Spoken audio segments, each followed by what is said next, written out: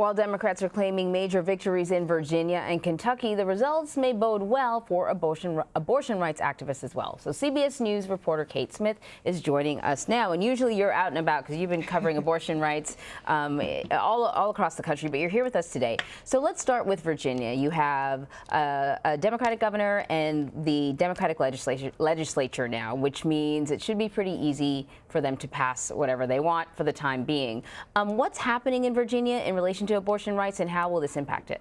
So that's exactly right. And Virginia kind of became this incredibly important state earlier this year in regards to abortion restrictions.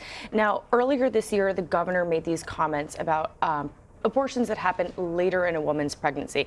Now, his comments were kind of taken a little out of context, and he was speaking a little out of turn. But what happened is the anti-abortion rights group really took those comments and went with it. It was, every event that I've been at, an anti-abortion event I've been at, they always bring up these comments that the governor brought up. So Virginia essentially became the kind of the poster child for what they call extreme abortion rights. Now, so why that's so important is that, you saw the response from voters in Virginia saying that, we understand the nuance of that comment. It was in bad taste. It wasn't completely right, but we do support abortion rights. We feel strongly about this, to the point that you're going to see a completely Democratic, legislator and governor's mansion. All right, so let's talk about Kentucky. It's not official yet, but it does look as if a Democrat will become the governor there in Kentucky. So what does that mean for abortion rights in that state? So Kentucky is one of the most hostile states towards abortion rights. They have only one abortion clinic in the entire state.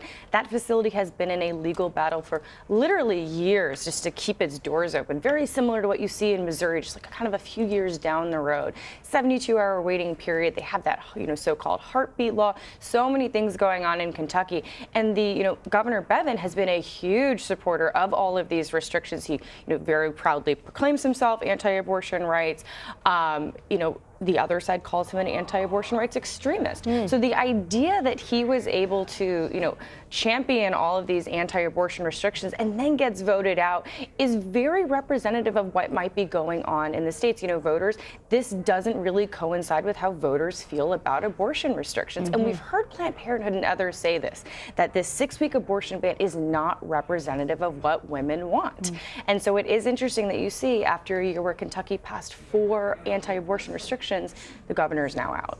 Okay, so looking ahead to some other races, Louisiana, they are going to be picking a governor later on this month. What's the situation there? What's at stake? Louisiana is really interesting. They already have a Democratic governor, but in Louisiana, as I've learned traveling through there, just because you're Democratic does not mean you are necessarily pro-abortion rights. In fact, Louisiana's anti-abortion law, the one that you see in the middle of the Supreme Court case, that was actually introduced and filed by a Democratic female representative. So Louisiana, the normal rules don't apply in that state. Right. That's kind of what's going on in Louisiana. So let me ask you about the rest of the country as we look ahead to 2020. How, it's interesting, you don't hear a lot of abortion being discussed by the Democratic candidates. I suspect it's because they are all on the same page. There's no daylight between either of their positions. But how important will it be going forward when the eventual nominee comes to light? So one thing I've noticed is that you're starting to hear Trump and Pence talk a little bit more about abortion. There have been events in the past week. Both of them have brought up the idea of so-called late-term abortion. Really important to note that is not a medical term. That is a political term. Medically, they call them abortions that happen later in pregnancy. So you're seeing Republicans kind of start to, pick away at that battle. They've seen that voters are a little uneasy with that idea.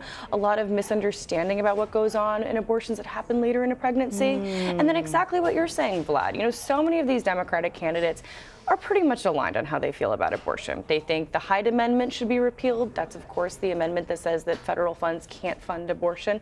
They believe that Roe v. Wade should be codified into law, so all of these state laws wouldn't be able to have the incredible impact on a national scale.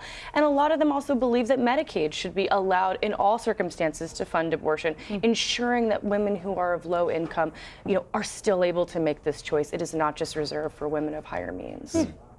Really fascinating insight. Always appreciate your reporting, Kate. Thank you so much. Thank you.